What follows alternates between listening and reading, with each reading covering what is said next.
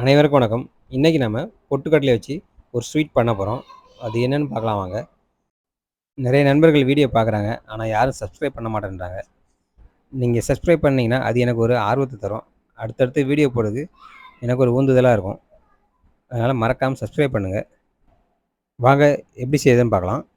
தேவையான பொருள் என்னென்னு பார்த்தீங்கன்னா, பாதாம், முந்திரி, ஏலக்காய், நெய், பொட்டுக்கடலை, சர்க்கரை, பால் பவுடர், அப்புறம் பால்.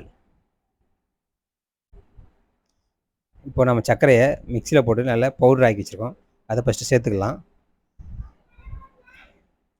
இப்போ நம்ம பொட்டுக்கடலையும் பாதாம், முந்திரி, ஏலக்காய் போட்டு மிக்சியில் நல்லா பவுடர் அடித்து வச்சுருக்கோம். அதையும் சேர்த்துக்கலாம். நீங்கள் எந்த கப்பில் பொட்டுக்கடலை எடுக்கிறீங்களோ அதே கப்புக்கு அரை கப்பு சர்க்கரை எடுத்துக்கோங்க. அதே கப்புக்கு அரை கப்பு பால் பவுடர் எடுத்துக்கோங்க. இப்போ நல்லா மிக்ஸ் பண்ணிக்கலாம். இப்போ பால் பவுடர் அரை கப்பு அதையும் சேர்த்துக்கலாம். சேர்த்து நல்லா மிக்ஸ் பண்ணி விட்டுக்கலாம். கடையில் ஸ்வீட் வாங்கி கொடுக்குறது பதிலாக குழந்தைகளுக்கு நம்ம வீட்டில் அப்பப்போ இது போல் ஏதாவது ஸ்வீட் செஞ்சு கொடுக்கலாம். நல்லா ஆரோக்கியமாகவும் இருக்கும், சத்தானதாக இருக்கும். இப்போது நெய் ஒரு 3 ஸ்பூன் சேர்த்துக்கலாம். கடைங்களை வாங்கி சாப்பிட்றதுக்கே பயமாக இருக்குது. ஏன்னா நம்ம நிறைய வீடியோ யூடியூப்பில் பார்த்துருப்போம். அதெல்லாம் சுத்தம் இல்லாமல் செய்கிறது. அதெல்லாம் பார்க்கும்போதே சாப்பிட தோண மாட்டேங்குது. கூடுமான வரைக்கும் நீங்கள் வீட்டிலேயே குழந்தைங்களுக்கு இதெல்லாம் செஞ்சு கொடுத்து பழகுங்க. அதுதான் நமக்கும் ஆரோக்கியம். இப்போ நம்ம பால் சேர்த்துக்கலாம்.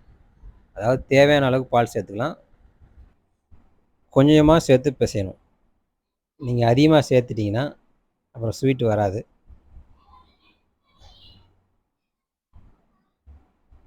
நம்ம சப்பாத்தி மாவு அளவுக்கு பிசையணும். சப்பாத்தி மாவு எப்படி பிசைகிறோமோ அந்த அளவுக்கு நல்லா பிசைஞ்சு எடுக்கணும். குழந்தைங்களுக்கு ஆரோக்கியமாக இது போல் வீட்டில் நீங்கள் அடிக்கடி ஏதாவது ஸ்வீட் செஞ்சு கொடுங்க. சின்ன வயசில் கடைகளில் என்னென்ன ஸ்வீட்லாம் இருக்குன்னு கூட நமக்கு தெரியாது. நமக்கு தெரிஞ்ச ஸ்வீட்டெல்லாம் தேன் மிட்டாய், குச்சி மிட்டாய், கடலை மிட்டாய். இப்போ பார்த்தீங்கன்னா நல்லா பிசைஞ்சு எடுத்தாச்சு.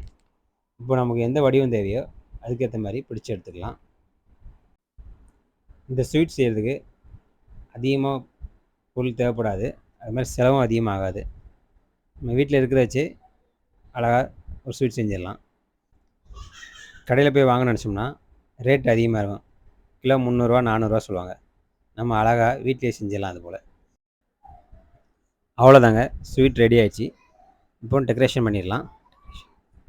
இது போல் நீங்களும் குழந்தைங்களுக்கு உங்கள் வீட்டில் செஞ்சு கொடுத்து பாருங்கள்.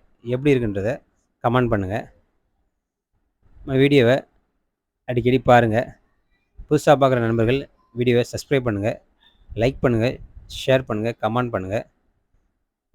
நீங்கள் பண்ணுற ஒவ்வொரு சப்ஸ்கிரைபும் எனக்கு ஒரு ஊந்துதலை தரும். நன்றி, வணக்கம்.